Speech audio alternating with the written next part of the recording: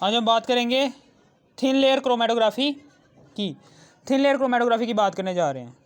Thin layer chromatography की बात करने जा रहे हैं, उसमें स्टेशनरी फेस को हम डिस्कस करने जा रहे हैं। स्टेशनरी फेस किसे कहते हैं? The face which can not move, यानी कि ऐसा फेस कि जो मूव ना करे, हरकत ना करे, स्टेशनरी रहे, साकिन रहे, अपनी जगह फिक्स ही रहे, उस फेस को कहते हैं हम, ये क्या है, ये स्टेशनरी फेज है। फेस किसे कहते हैं? फेज में आता है गैस आती है, लिक्विड आता है, सॉलिड आता है। ये तीन चीज़ें, यानी कि तीन मैटर, मादा की तीन हालतें फेज में आती हैं। गैस, लिक्विड और सॉलिड फेज में आते हैं। थ्री फेजेस हैं, या तो वो स्टेशनरी फेज गैस होगा, या तो वो स्टेशनरी फेज लिक्विड होगा, या तो वो स्टेशनरी फेज सॉलिड होगा। ठीक है ना। तीन फेजेस में अगर ये तीनों के तीनों फेजेस पेपर क्रोमेटोग्राफी में यूज़ हो रहे हों, लेकिन अपनी जगह फिक्स ही रहें, हरकत ना करें पेपर क्रोमेटोग्राफी के अमल के दौरान, तो हम उस पेपर क्रोमेटोग्राफी में यूज़ होने वाले इन गैस, लिक्विड और सॉलिड को कहेंगे ये क्या है, ये स्टेशनरी फेज है। फॉर एग्जांपल हम बात करते हैं, यहाँ पर हमने यहाँ पर ये देखें, ये बीकर है। बीकर के अंदर हमने पानी और सिलिकॉन डाइऑक्साइड, सिलिका भी कहते हैं हम इसे, पानी और सिलिकॉन डाइऑक्साइड का पेस्ट बनाया हुआ है यहाँ पर। ठीक है ना। इसको हम स्लरी भी कहते हैं, स्लरी या फिर पेस्ट कह लो। पानी का और सिलिकॉन डाइऑक्साइड का, इन दोनों चीज़ों का हमने पेस्ट बनाया हुआ है। और इस पेस्ट को हमने इस गिलास की बनी हुई प्लेट के ऊपर पतली सी तह बना दी है। यानी कि इस पेस्ट को हमने स्प्रे के ज़रिए, या फिर आप इस ग्लास प्लेट को अंदर डबोएं, इस बीकर के अंदर डबो दें, या फिर एक स्प्रे कर दें इस मिक्सचर का, तो एक पतली सी तह इस गिलास के ऊपर, जिनसे लाइनर लगी हुई हैं, इसका मतलब क्या है, ये पतली सी तह बन चुकी है इस पेस्ट की, H2O और सिलिकॉन डाइऑक्साइड की पतली सी तह बन गई है। हम इस पतली सी तह को कहेंगे ये क्या है, ये स्टेशनरी फेज के तौर पर यूज़ हो रही है। ये क्या है, थिन लेयर स्टेशनरी फेज है। ठीक है ना। थिन लेयर है ये थिन लेयर है जो कि ग्लास प्लेट के ऊपर पतली सी तह बन गई है इस मिक्सचर की। ठीक है ना। ये एज अ स्टेशनरी फेज काम करेगी in thin layer chromatography. Thin layer chromatography को हम थिन लेयर क्रोमेटोग्राफी ही क्यों कहते हैं? क्योंकि हम इस ग्लास प्लेट के ऊपर पतली सी तह बनाते हैं H2O और सिलिकॉन डाइऑक्साइड की, पतली सी तह बना रहे होते हैं। ये पतली सी तह क्या करती है, स्टेशनरी फेज का काम कर रही होती है। इसलिए हम इस क्रोमेटोग्राफी को कहते हैं थिन लेयर क्रोमेटोग्राफी। और हमेशा याद रखना कि क्रोमेटोग्राफी की जितनी भी इकसाम है, चाहे वो थिन लेयर क्रोमेटोग्राफी हो, पार्टीशन क्रोमेटोग्राफी हो, एड्जॉर्प्शन क्रोमेटोग्राफी हो, रिवर्स्ड फेस पेपर क्रोमेटोग्राफी हो, या फिर कुछ भी, कोई सी भी किस्म हो क्रोमेटोग्राफी की, वो हमेशा डिपेंड करती है स्टेशनरी फेज के ऊपर। स्टेशनरी फेज अगर लिक्विड होगा तो पार्टीशन क्रोमेटोग्राफी, अगर सॉलिड होगा तो, अगर माय हालत में होगा, लिक्विड हालत में होगा, तो हम उसे कहेंगे ये क्या, पार्टीशन क्रोमेटोग्राफी। अगर सॉलिड हालत में होगा तो उसे हम कहेंगे एड्जॉर्प्शन क्रोमेटोग्राफी, स्टेशनरी फेज। ठीक है। अगर स्टेशनरी फेज पोलर हालत में है,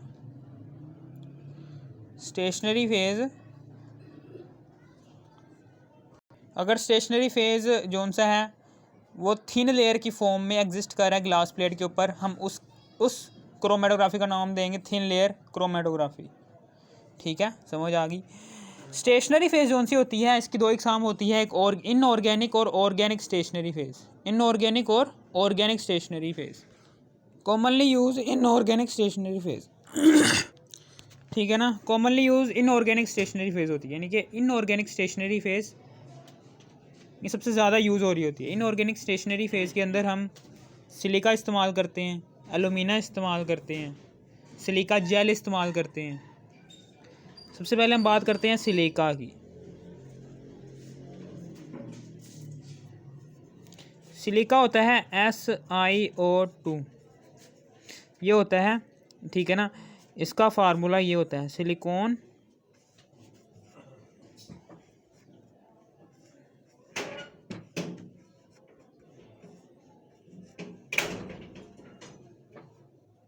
ठीक है, ये सिलिका है हमारा, ये सिलिका बन गया, ये सिलिका बन गया है। ठीक है ना, समझ आ गई, यहाँ पर ये सिलिका बन गया।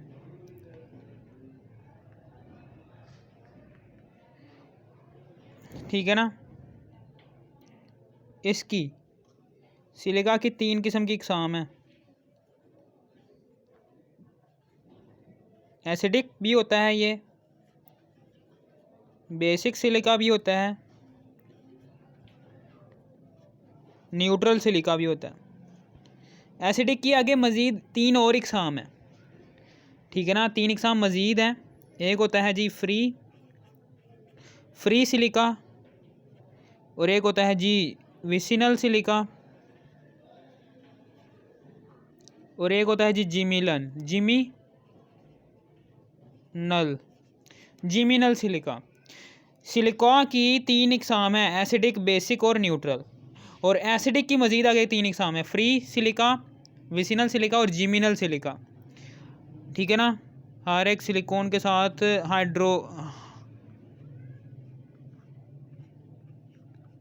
हाइड्रोक्सल ग्रुप अटैच होता है। ठीक है ना, ये पोलर स्टेशनरी फेज़ है, हर एक सिलिकॉन के साथ हाइड्रोक्सल ग्रुप अटैच्ड होता है। ठीक है ना, ये पोलर स्टेशनरी फेज़ है। कौन सी फेज़ है? पोलर स्टेशनरी फेज़ है। इसकी वजह क्या है? इसकी वजह ये है क्योंकि ऑक्सीजन, क्योंकि जो सा सिलिकॉन के साथ, ये सिलिकॉन के साथ ऑक्सीजन और हाइड्रोजन जुड़ा हुआ है, ये पार्शल नेगेटिव ये है, ये पार्शल पॉजिटिव है। इन दोनों में इलेक्ट्रोनेगेटिविटी का फ़र्क है, 2.2 इसकी है, इसकी कुछ होती है 3.0 होती है। इलेक्ट्रोनेगेटिविटी का फ़र्क आ रहा है, जिसकी वजह से हम कह सकते हैं ये क्या है, ये एक पोलर है, पोलर स्टेशनरी फेज़ है। इलेक्ट्रोनेगेटिविटी का फ़र्क आ रहा है इन दोनों में। नॉन पोलर में क्या होता है? नॉन पोलर में इलेक्ट्रोनेगेटिविटी का फ़र्क हमेशा ज़ीरो होता है। ये हाइड्रोजन क्या है, ये नॉन पोलर है। ऑक्सीजन क्या है, ये भी नॉन पोलर है। क्लोरीन क्या है, ये भी नॉन पोलर है। इसमें इलेक्ट्रोनेगेटिविटी का फ़र्क हमेशा ज़ीरो आ रहा होता है, लेकिन यहाँ पर कुछ ना कुछ आ रहा है इलेक्ट्रोनेगेटिविटी का फ़र्क, वो आ रहा है कुछ 0.8 या फिर 9 आ रहा होगा। ठीक है ना, समझ आ गई। इलेक्ट्रोनेगेटिविटी का फ़र्क आ रहा है, इसका मतलब क्या है कि ये जो सा स्टेशनरी फेज़ है सिलिका, ये बहुत ही कॉमन यूज़ होने वाला स्टेशनरी फेज़ होता है। ठीक है ना, और ये पोलर खसूसियत रखता है अपने अंदर। ठीक है ना, इन सिलिकॉन डाइऑक्साइड, वही मैंने बात लिखी हुई है, इन सिलिकॉन डाइऑक्साइड क्या होता है कि OH ग्रुप प्रेजेंट होता है अटैच्ड विद सिलिकॉन, सिलिकॉन के साथ अटैच्ड होता है, और ऑक्सीजन एटम इज़ अटैच्ड, और जो सा ऑक्सीजन एटम होता है, ये ऑक्सीजन एटम वो अटैच्ड होता है विद सिलिकॉन एटम। जो सा ऑक्सीजन एटम है वो सिलिकॉन एटम के साथ अटैच्ड है, having partial negative charge. Oxygen partial negative charge रखता है, एंड प्रोटॉन जो सा होता है वो पार्शल पॉजिटिव चार्ज रखता है, is attached to oxygen atom. ठीक है ना, दैट्स वाई एसिडिक। और ये acidic in nature, slightly acidic भी होता है, पोलर भी होता है, और ये स्लाइटली एसिडिक भी होता है। ये भी मैंने बात लिखी हुई है। ठीक है ना, ये भी मैंने बात लिखी हुई है, क्योंकि ये देखें कि यहाँ पर हर एक सिलिकॉन के साथ पार्शल पॉजिटिव और पार्शल नेगेटिव, हर एक सिलिकॉन के साथ क्या आ रहा है, हर एक सिलिकॉन के साथ पार्शल पॉजिटिव, यानी कि एक प्रोटॉन आ रहा है ना, ये प्रोटॉन की वजह से ये क्या है, ये स्लाइटली एसिडिक है, क्योंकि ये प्रोटॉन अपना निकाल भी सकता है, प्रोटॉन देने की सलाहियत रखता है ये सिलिका। यानी कि फॉर एग्जांपल HCl ले लें, HCl भी प्रोटॉन देने की सलाहियत रखता है। HCl भी क्या करता है, ये भी प्रोटॉन दे सकता है, यानी कि H+ ये भी प्रोटॉन दे सकता है। आपने पढ़ा होगा कि ये भी प्रोटॉन देने की सलाहियत रखता है HCl, पीछे 10th क्लास में, कि हाइड्रोक्लोरिक एसिड, हम इसको एसिड क्यों कहते हैं? एसिड इसलिए कहते हैं ताकि क्योंकि ये जो सा एसिड है ये प्रोटॉन देने की सलाहियत रखता है, ये प्रोटॉन ट्रांसफ़र करता है। अर्हीनियस एसिड बेस नज़रिया, ठीक है ना, उसके मुताबिक बेस कौन सा होता है कि जो हाइड्रोक्सल ग्रुप देता है, जो सब्सटेंस हाइड्रोक्सल ग्रुप ट्रांसफ़र करे किसी दूसरी सब्सटेंस को, उसे हम बेस कहते हैं। और जो सब्सटेंस किसी दूसरे सब्सटेंस में प्रोटॉन ट्रांसफ़र करे, हम उस सब्सटेंस को नाम देते हैं, वो क्या है, ये प्रोटॉन है। ठीक है ना, ये प्रोटॉन, ये हाइड्रोजन ये प्रोटॉन ट्रांसफ़र कर रहा है दूसरी सब्सटेंस को, इसलिए हम हाइड्रोक्लोरिक एसिड को एसिड कहते हैं। इसी तरीके से ये जो सा इसके अंदर हर एक सिलिकॉन के साथ हाइड्रोक्सल ग्रुप प्रेजेंट है, और हाइड्रोक्सल ग्रुप के अंदर ऑक्सीजन पार्शल नेगेटिव चार्ज रखता है, और ऑक्सीजन के साथ ही एक प्रोटॉन आ रहा है पार्शल हाइड्रोजन पार्शल पॉजिटिव, ठीक है ना, हाइड्रोजन आ रहा है पार्शल पॉजिटिव, ठीक है ना। ये प्रोटॉन जो सा होगा ये ट्रांसफ़र करेगा, ये जब प्रोटॉन यहाँ से निकलेगा ना, यानी कि ये जो सा सिलिकॉन है ये प्रोटॉन ट्रांसफ़र करने की सलाहियत रखता है, क्योंकि हर एक ऑक्सीजन एटम के साथ हाइड्रोजन एटम आ रहा है, प्रोटॉन आ रहा है, प्रोटॉन ट्रांसफ़र करने की सलाहियत रखता है, जैसा कि हाइड्रोक्लोरिक एसिड रखता है। इसी तरीके से हम इसलिए इसे हम कहेंगे स्लाइटली एसिडिक है, ज़्यादा एसिडिक नहीं है, स्लाइटली एसिडिक है, क्योंकि इसके साथ ऑक्सीजन एटम भी आ रहा है, ठीक है ना। इसलिए हम कहेंगे इसे स्लाइटली एसिड है, क्योंकि यहाँ पर हाइड्रोक्लोरिक एसिड के साथ H बॉन्ड Cl, यहाँ पर OH थोड़ी आ रहा था, इसके साथ ऑक्सीजन एटम थोड़ी ना आ रहा था, इसलिए ये इस बहुत ही हैवी किस्म का ये एसिड है। यहाँ पर ये स्लाइटली एसिड है, क्योंकि ये प्रोटॉन के साथ ही ऑक्सीजन एटम जुड़ा हुआ है। ये ऑक्सीजन एटम क्या करेगा, इस हाइड्रोजन को जाने नहीं देगा आसानी से, इसको निकालना पड़ेगा, इसको फोर्स लगाएंगे फिर ये निकलेगा यहाँ से, यानी कि थोड़ी बहुत आप फोर्स लगाएंगे इस बॉन्ड को तोड़ने के लिए, फिर जाके ये बॉन्ड टूटेगा और ये हाइड्रोजन एटम यहाँ से निकलेगा।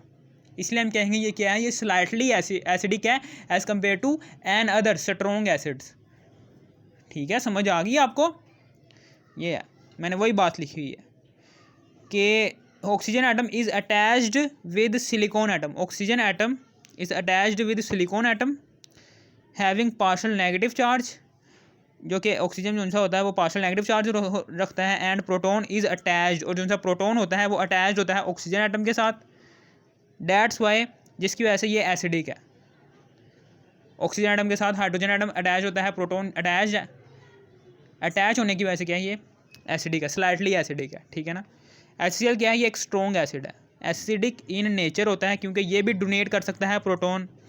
HCl एसिडिक इन नेचर है, क्योंकि ये टू डोनेट प्रोटॉन डोनेट कर सकता है। सिलिका यानी कि SiO2 ये भी acidic, slightly acidic in nature है, क्योंकि ये भी डोनेट कर सकता है प्रोटॉन को, ठीक है ना। समझ आ गई आपको।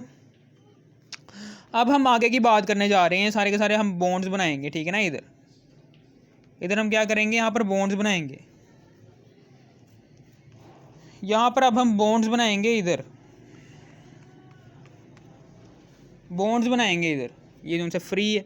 एसिडिक है, एसिडिक की 3 इकसाम है, यानी कि 3 इकसाम में आगे फ्री सिलिका कौन सा होता है, और विसिनल सिलिका कौन सा होता है, और जिमिनल सिलिका कौन सा होता है, ठीक है ना। ये है जी, हम यहाँ पर बॉन्ड्स बनाने जा रहे हैं, silicon bond O bond silicon bond O bond silicon bond O, ये आ गया। फ्री का मतलब क्या है कि किसी भी सिलिकॉन एटम के साथ, यानी कि इसके साथ एक OH ग्रुप लगा दो, ये क्या है, ये फ्री बन गया। विसिनल क्या होगा, ये विसिनल की बात करने जा रहा हूँ। विसिनल क्या होगा,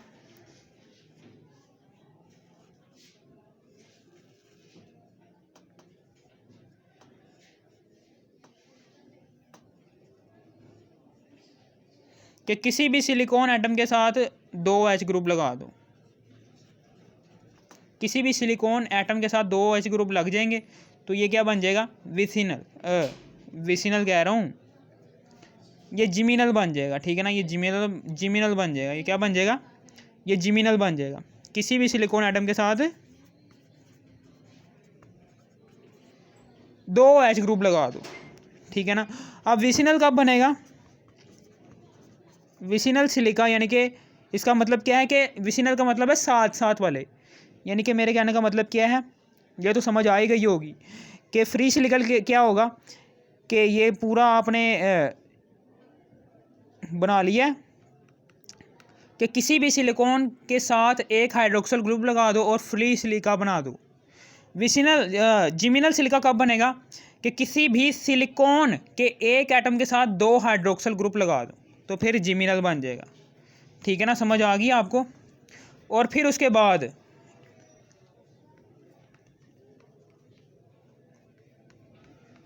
और फिर उसके बाद विसिनल सिलिका, यानी कि विसिनल सिलिका क्या होता है, ये सिलिकॉन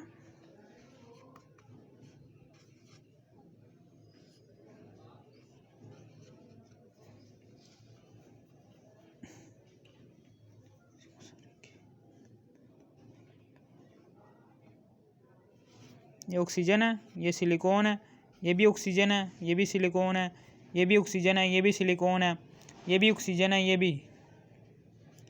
ये मैं विसिनल की बात कर रहा हूँ। विसिनल का मतलब है साथ साथ वाले।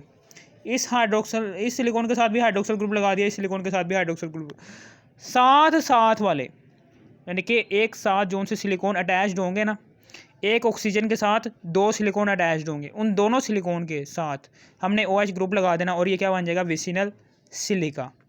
ठीक है ना, समझ आ गई आपको। अब हम आगे की बात करने जा रहे हैं। ठीक है, बेसिक और न्यूट्रल, बेसिक सिलिका भी होता है और न्यूट्रल सिलिका भी होता है। ठीक है ना, इसकी बाद में बात करेंगे बड़ी क्लासेस में। अब हम आगे की बात करने जा रहे हैं एक और इनऑर्गेनिक स्टेशनरी फेज की, जो कि है एलुमिना। एलुमिना की बात करने जा रहे हैं। एलुमिना प्रिपेयर्ड कैसे होता है, alumina prepared by calcination of aluminium hydroxide, यानी कि कैल्सिनेशन से तैयार किया जाता है, यानी कि एलुमिनियम हाइड्रोक्साइड की कैल्सिनेशन से तैयार किया जाता है। कैल्सिनेशन किसे कहते हैं हम, हीटिंग एट हाई टेम्परेचर। इसमें हम क्या करते हैं, एलुमिनियम हाइड्रोक्साइड को बहुत ही हैवी किस्म का टेम्परेचर देते हैं, फिर जाके ये एलुमिना बनता है। ठीक है ना, समझ आ गई आपको। एलुमिना क्या होता है, एलुमिना प्रिपेयर्ड बाय, एलुमिना जो सा होता है ये प्रिपेयर्ड होता है जब हम एलुमिनियम हाइड्रोक्साइड की कैल्सिनेशन करते हैं, कैल्सिनेशन करते हैं। कैल्सिनेशन का मतलब क्या है कि heating at high temperature, heating at high temperature, यानी कि एलुमिनियम हाइड्रोक्साइड जो सा है इसको हम गर्म कर रहे हैं बहुत ही हैवी किस्म के टेम्परेचर पर, और एलुमिनियम हाइड्रोक्साइड तब्दील हो गया एलुमिना के अंदर। ठीक है ना, समझ आ गई। अब हम एसिडिक और बेसिक और न्यूट्रल एलुमिना की बात करने जा रहे हैं। एसिडिक एलुमिना, बेसिक एलुमिना और न्यूट्रल एलुमिना। ठीक है, एसिडिक एलुमिना क्या होता है, एसिडिक एलुमिना के अंदर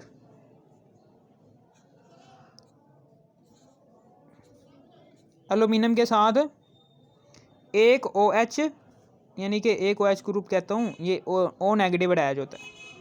एलुमिनियम के साथ O नेगेटिव अटैच होता है, जबकि बेसिक में क्या होता है, एलुमिनियम के साथ एक OH ग्रुप अटैच होता है। न्यूट्रल में क्या होता है, न्यूट्रल में क्या होता है, न्यूट्रल में दोनों आते हैं।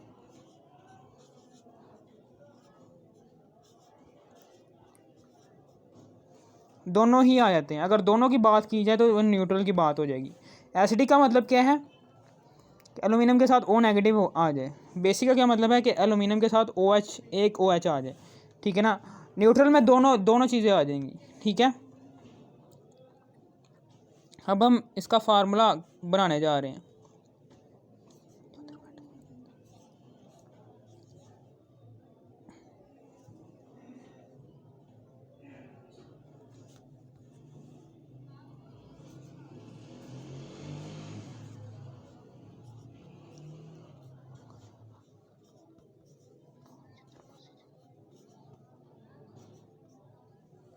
ठीक है, समझ आ गई।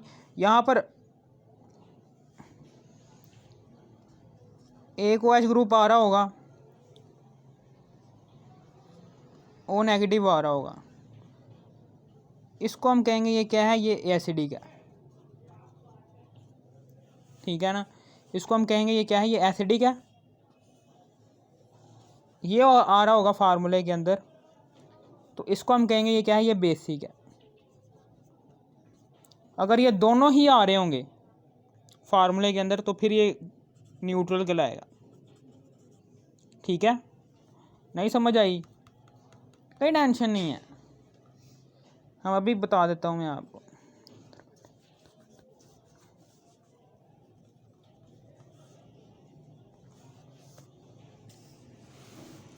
अभी बता देता हूँ कि फॉर एग्ज़ाम्पल यहाँ पर एलुमिनियम है, bond O, bond aluminium, bond O, bond aluminium, bond O, फिर बॉन्ड एलुमिनियम, फिर ऐसे यहाँ पर करके अगर एक OH आ रहा हो तो हम कहेंगे ये बेसिक है।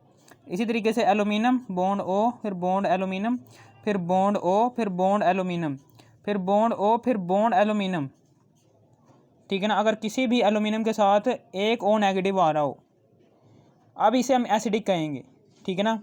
अब एलुमिनियम, फिर बॉन्ड ओ, फिर बॉन्ड एलुमिनियम, फिर बॉन्ड ओ, फिर बॉन्ड एलुमिनियम, फिर बॉन्ड। अगर किसी भी एलुमिनियम के साथ OH भी आ रहा हो और दूसरे साथ वाले एलुमिनियम के ऊपर O नेगेटिव आ रहा हो, अब हम इसे कहेंगे ये क्या है, ये न्यूट्रल है। इसे हम कहेंगे न्यूट्रल, इसे हम कहेंगे ये क्या है, एसिडिक, ऊपर वाले को कहेंगे ये क्या है, ये बेसिक है। ये फार्मूला है बस, और क्या है। इसी तरीके से और भी बहुत सारे स्टेशनरी फेजेस हैं। Inorganic, magnesium oxide, calcium silicate, magnesium silicate, ठीक है, समझ आ गई। अब हम ऑर्गेनिक स्टेशनरी फेज की बात करने जा रहे हैं। ऑर्गेनिक स्टेशनरी फेज क्या होता है, सेलुलोज होता है, इसमें आ जाता है सेलुलोज। ऑर्गेनिक स्टेशनरी फेज की बात करने जा रहा हूँ। ऑर्गेनिक स्टेशनरी फेज सेलुलोज आ जाता है और चारकोल आ जाता है, ये दो होते हैं। चारकोल बहुत ही ज़्यादा एड्जॉर्ब करने की सलाहियत रखता है। चारकोल को हम एड्जॉर्ब करने के लिए ही इस्तेमाल करते हैं, डेंजरस गैसेस को। Use for stationary phase for aromatic hydrocarbon, ठीक है ना। जब हम एरोमेटिक हाइड्रोकार्बन यानी कि कोई सा भी ऐसा हाइड्रोकार्बन ले लिया स्टेशनरी फेज के तौर पर, हम कब यूज़ करेंगे इस चारकोल को, कि जब aromatic hydrocarbon as a mixture, chromatography यानी कि एरोमेटिक हाइड्रोकार्बन का मिक्सचर लेंगे और एरोमेटिक हाइड्रोकार्बन के मिक्सचर में से हमने उसके कंपोनेंट्स अलग करने हैं। मेरे कहने का मतलब ये है कि चारकोल हम क्रोमेटोग्राफी में तब इस्तेमाल करेंगे जब एरोमेटिक हाइड्रोकार्बन हम लेंगे, एरोमेटिक हाइड्रोकार्बन वाला मिक्सचर लेंगे, एरोमेटिक हाइड्रोकार्बन वाला मिक्सचर लेंगे इन क्रोमेटोग्राफी, ठीक है ना।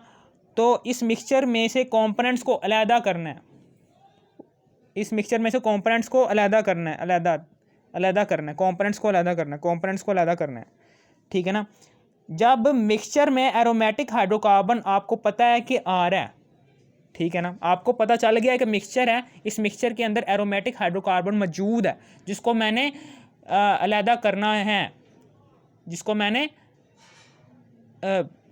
इस मिक्सचर में एरोमेटिक हाइड्रोकार्बन आ रहा है और उस मिक्सचर के कंपोनेंट्स में को अलहदा करना है और उन कंपोनेंट्स में एरोमेटिक हाइड्रोकार्बन भी आ रहा है, तो तब हम यूज़ करेंगे स्टेशनरी फेज उस क्रोमेटोग्राफी में चारकोल। थिन लेयर क्रोमेटोग्राफी, ठीक है ना, थिन लेयर क्रोमेटोग्राफी। यहाँ पर हम मिक्सचर लेंगे, ठीक है ना, इस मिक्सचर लेंगे। अगर आपको पता चल गया ये मिक्सचर जो सा है इसके अंदर इस मिक्सचर के अंदर एरोमेटिक हाइड्रोकार्बन का एक कंपोनेंट मौजूद है, हम क्या करेंगे, उस एरोमेटिक हाइड्रोकार्बन के एक कंपोनेंट की वजह से हम क्या लेंगे, ये जो सा स्टेशनरी फेज हम क्या चूज़ करेंगे, कौन सा चूज़ करेंगे, चारकोल यू चूज़ करेंगे। तब हम ये स्टेशनरी फेज क्या करेंगे, तब हम यहाँ पर चारकोल लगाएंगे, चारकोल प्लस वाटर, चारकोल और प्लस वाटर का पेस्ट बनाएंगे। पेस्ट बनाने के बाद इस ग्लास प्लेट के ऊपर लगा देंगे, तो तब जाके ये जो सा एरोमेटिक हाइड्रोकार्बन रखने वाला कंपोनेंट वाला ये मिक्सचर होगा, तभी ये मिक्सचर के कंपोनेंट अलग होंगे एरोमेटिक हाइड्रोकार्बन के, ठीक है ना, समझ आ गई। इस पेस्ट को H2O और चारकोल के पेस्ट को हम यहाँ पर लगाएंगे इस ग्लास प्लेट के ऊपर, थिन लेयर बनाएंगे और फिर उसके बाद इसको हम आगे एक टैंक के अंदर डुबो देंगे ऐसे, ठीक है ना। आपको पता भी है यार, इधर हम टैंक के अंदर कोई सा भी नॉन पोलर सॉल्वेंट ले लेना, फॉर एग्जांपल CCl4 ले लिया, इसके अंदर हमने इस प्लेट को डुबो देना। यहाँ पर क्या करेंगे, यहाँ पर एक मिक्सचर होगा, मिक्सचर के कंपोनेंट्स ऊपर की तरफ ट्रैवल करेंगे, ठीक है ना, समझ आ गई, ऊपर की तरफ ट्रैवल करेंगे, ऊपर की तरफ, ठीक है ना। और ऊपर की तरफ जैसे ट्रैवल करेंगे तो इस तरीके से कंपोनेंट्स अलग हो जाएंगे बाय कैपिलरी एक्शन, मैंने आपको बताया हुआ है सारा, मेरी वीडियो को पर देख लेना, ठीक है ना। ये मैंने इंट्रोडक्शन ही बताया, मेरी वीडियो लंबी हो जाएगी इसलिए मैं लंबी नहीं करना चाहता। और ये डेंजरस गैसेस को एब्जॉर्ब करने के लिए भी इस्तेमाल होता है, यानी कि जो सी भी डेंजरस गैसेस है, कार्बन मोनोऑक्साइड, नाइट्रोजन डाइऑक्साइड, इन सारी की सारी डेंजरस गैसेस को एब्जॉर्ब करने की भी सलाहियत रखता है, बहुत ज़्यादा सलाहियत रखता है एब्जॉर्ब करने की सलाहियत। और सेलुलोज, हमें पता है कि सेलुलोज जो सा होता है ये भी ऑर्गेनिक स्टेशनरी फेज़ है। सेलुलोज खुद स्टेशनरी फेज़ नहीं है। हम फ़िल्टर पेपर, हमें पता है कि फ़िल्टर पेपर लेते हैं हम, पेपर क्रोमेटोग्राफी के दौरान, क्रोमेटोग्राफी के दौरान हम फ़िल्टर पेपर इस्तेमाल करते हैं ना, उस फ़िल्टर पेपर के अंदर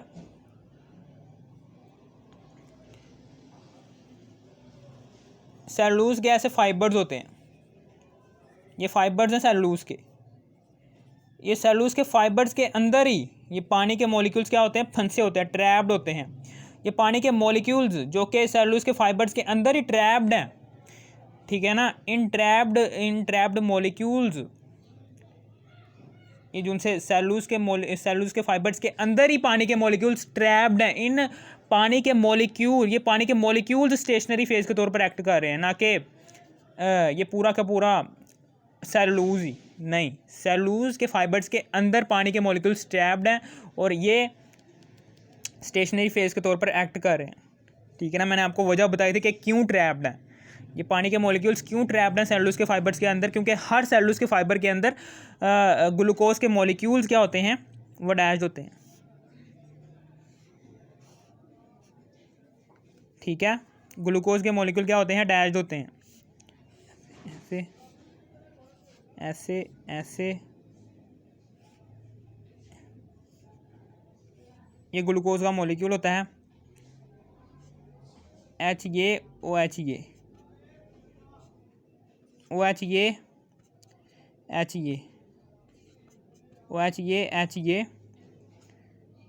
HA OHA HA OHA, ये ग्लूकोज का एक मॉलिक्यूल है। ग्लूकोज का हर एक मॉलिक्यूल का जो सा हाइड्रोक्सल ग्रुप होता है ना, ये जो सा हाइड्रोक्सल ग्रुप होता है, ये पानी के हाइड्रोक्सल ग्रुप की बात कर रहा हूँ। ये हाइड्रोक्सल ग्रुप है, ये पार्शल नेगेटिव है, ये पार्शल पॉजिटिव है। ये पानी के एक मॉलिक्यूल के, ये पानी का एक मॉलिक्यूल मैंने बनाया हुआ है H bond O bond H, partial positive, partial negative और पार्शल पॉजिटिव, ठीक है ना। ये पार्शल पॉजिटिव जो सा होगा, ग्लूकोज के मॉलिक्यूल का एक हाइड्रोक्सल ग्रुप पानी जो सा इसके अंदर मौजूद है, उसके मॉलिक्यूल में मौजूद पार्शल नेगेटिव को अट्रैक्ट करेगा और यहाँ पर हाइड्रोजन बॉन्डिंग बन जाएगी, जो कि बहुत ही मजबूत फोर्स है। और ये हर तरफ से हाइड्रोजन बॉन्डिंग बन रही होगी। सेलुलोज के अंदर जितने भी, सेलुलोज के फाइबर्स के अंदर ये जितने भी ग्लूकोज के मॉलिक्यूल हैं, यहाँ पर ये कर रहे होंगे चारों तरफ से इस H2O के मॉलिक्यूल के अंदर मौजूद ऑक्सीजन एटम के साथ हाइड्रोजन बॉन्डिंग बनाई हुई, जिसकी वजह से ये है ऑक्सीजन एटम को अपनी जगह फिक्स ही रखेंगे, ये हिले जुलेगा नहीं, फिक्स ही रहेगा अपनी जगह पर। इसी तरीके से हम इसे कहेंगे इसलिए स्टेशनरी फेज। अगर आपको इस वीडियो की ज़रा सी भी समझ आ गई, इस वीडियो को कर दो लाइक और सब्सक्राइब। थैंक्स फॉर वॉचिंग मी, और शेयर भी कर देना।